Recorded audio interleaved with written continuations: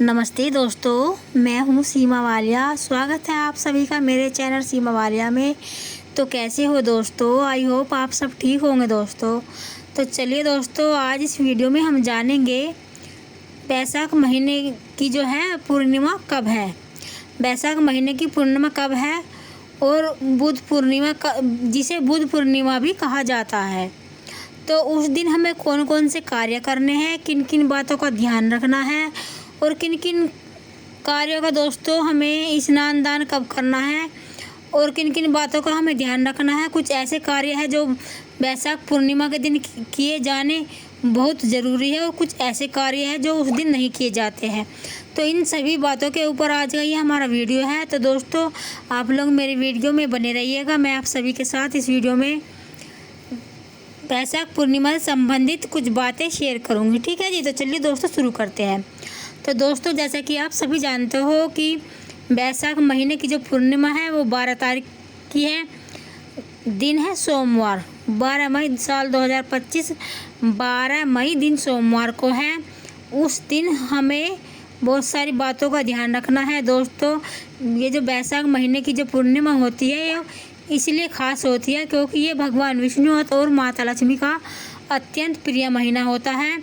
इस महीने में हम जितने भी दान पुण्य करते हैं, जितने भी कार्य करते हैं, वे कार्य जो है ये जो 2 तिथि होती है दोस्तों, एक तो होती है अमावस्या तिथि और एक होती है पूर्णिमा तिथि। जो पूर्णिमा तिथि होती है वो सभी मनोरथ को पूर्ण करने वाली तिथि को पूर्णिमा तिथि कहा जाता है, जो महीने के अंत में आती है। जो जब माह खत्म हो जाता है तो उसे पूर्णिमा कहते हैं। तो पूर्णिमा के दिन हमें, अमावस्या के दिन और पूर्णिमा के दिन, ये 2 दिन ऐसे होते हैं दोस्तों, उस दिन हम अपने घर में अपने पितरों के निर्मित कार्य किए जाते हैं, हाँ, जिससे हमारे पितृ प्रसन्न होते हैं और हमारे पितरों को मोक्ष की प्राप्ति होती है। तो उस दिन हमें पूर्णिमा के दिन, बैसाख महीने में जो पूर्णिमा है उस दिन भगवान विष्णु और माता लक्ष्मी जी की पूजा की जाती है और अत्यंत प्रिय महीना होता है भगवान विष्णु का। कुछ भक्तगण जो इस महीने में, पूरे बैसाख महीने में जिसने स्नान किया है, स्नान किया है दोस्तों, और जी उन्होंने व्रत रखा है, तो उन्हें अपना उद्यापन कब करना है। ये भगवान विष्णु और माता लक्ष्मी जी का महीना है, तो उस दिन उनकी व्रत की उद्यापन विधि भी उसी दिन है, पूर्णिमा के दिन। तो पूर्णिमा के दिन दोस्तों हम अपनी माता लक्ष्मी और विष्णु भगवान जी को तो प्रसन्न करते ही है, क्योंकि उनका ही महीना होता है, उनको ही समर्पित होता है। उस दिन सत्यनारायण भगवान की हम कथा भी कहलवाते हैं और अपने आप से भी खुद अपने घर में पढ़ सकते हैं, मोबाइल में भी सुन सकते हैं। तो इन सभी कार्य ये हम करते हैं बैसाख पूर्णिमा के दिन। बैसाख पूर्णिमा दोस्तों इसलिए ख़ास होती है क्योंकि उस दिन सभी भक्तगण जो है, जो 1 महीने से स्नान कर रहे हैं, उनके व्रत का उद्यापन भी होगा। और ये माता लक्ष्मी भगवान विष्णु का प्रिय महीना होता है और इस महीने में गर्मी अधिक होती है दोस्तों, तो हम इस महीने में दान कर सकते हैं। जैसे ठंडी चीज़ों का दान कर सकते हैं, जैसे कि चप्पल हो गए, जूते हो गए, छतरी हो गई। गर्मी में ठंडी चीज़ों का दान किया जाता है। पानी हो गया, एक मटका ले लीजिए, मटका भी जैसे पानी भर के दान करते हैं, मटके में भी हम दान करते हैं, मटका भी। और पूर्णिमा में हम सुबह, उस दिन हमें, बैसाख महीने की पूर्णिमा है दोस्तों, बहुत ख़ास है। तो उस दिन हमें पूर्णिमा के दिन सुबह सवेरे उठ जाना है, अपने घर में अच्छे से साफ़ सफाई करके सारे घर में गंगा जल का छिड़काव कर लीजिए आप। अगर आपके आसपास में नदी सरोवर है तो आप लोग वहाँ भी जाके स्नान कर सकते हैं। अगर आपके आसपास नदी सरोवर नहीं है दोस्तों, तो आप लोग घर में गंगा जल, सभी के घरों में होता है, तो आप गंगा जल पानी में डालकर उस घर में स्नान कर सकते हैं आपने। और स्नान जो है दोस्तों हमें ब्रह्म मुहूर्त में ही करना चाहिए। जिन भाई बहनों ने 1 महीने का स्नान किया है, बैसाख स्नान, तो उन्हें ऐसी कहावत है दोस्तों, ऐसी मान्यता है कि जो ब्रह्म मुहूर्त होता है वो 4 से और 4:30 के बीच का होता है। और स्नान दान की जो पूर्णिमा है, उस दिन हमें ब्रह्म मुहूर्त में स्नान करना चाहिए और दान की चीज़ें भी हमें उसी समय निकाल कर रख देनी चाहिए नहाने से पहले, ठीक है जी। और जब हम स्नान दान करने के बाद हमें अच्छे से विधि विधान से भगवान माता लक्ष्मी और विष्णु भगवान जी की पूजा करनी चाहिए, तुलसी माता की भी पूजा करनी चाहिए। और हमें उस दिन सोमवार भी है दोस्तों, वैशाख पूर्णिमा के दिन, तो भोले बाबा का भी दिन है। उस दिन हमें 2 व्रत करने का लाभ मिल रहा है।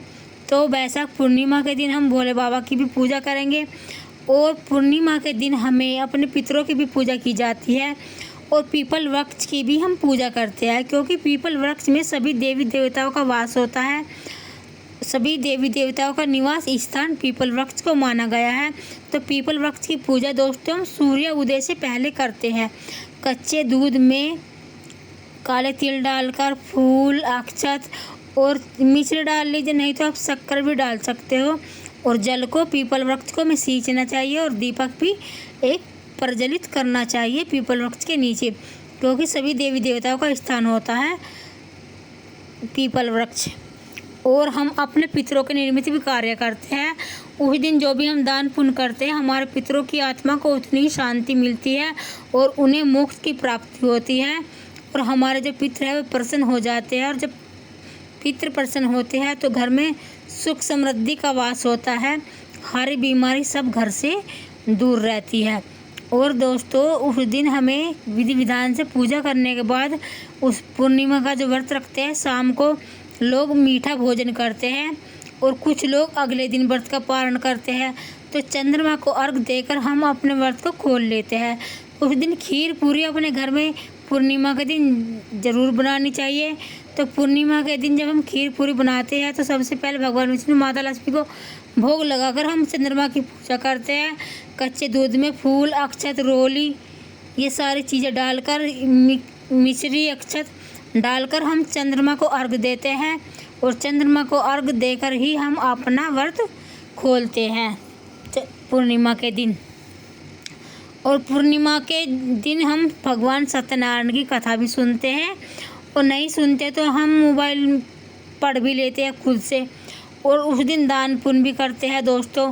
पूर्णिमा के दिन सफ़ेद चीज़ों का भी दान किया जाता है, जैसे कि चावल हो गए, चीनी हो गई, दूध हो गया, मोती हो गए, चांदी हो गई। आप लोग अपनी क्षमता के अनुसार दान करते हो। दान करने का भी दोस्तों अलग विशेष महत्व होता है, और दान जो हम करते हैं वो हमें अगले जन्म में भी मिलता है और इस जन्म में भी मिलता है। दान करने से भी हमारे बहुत से पाप नष्ट हो जाते हैं। और पूर्णिमा का व्रत सोने पे सुहागा है।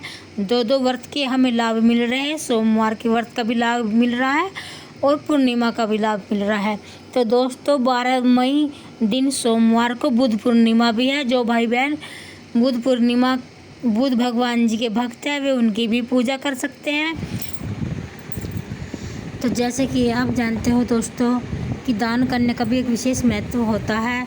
दान करने का हमें करोड़ों गुना फल मिलता है, और दान हमें करना बहुत ज़रूरी होता है। अगर हम इस पूर्णिमा का व्रत रखते हैं, और जो जिस भाई बहन ने पूर्णिमा का पूरे महीने का व्रत किया है उन्हें दान करना बहुत विशेष है, और दान करना बहुत विशेष है, बहुत खास होता है। और दान करने से हमारे घर में सुख समृद्धि होती है। और जब हम सत्यनारायण की कथा सुनते हैं या कहलवाते हैं ब्राह्मण के द्वारा, तो तभी हमें इस दान का सामान जो है, चीज़ें जो भी हमें दान करनी है, सीधा पैसे, वस्त्र या जो भी कुछ आप दान करना चाहते हो वो निकाल कर रख लीजिए आप।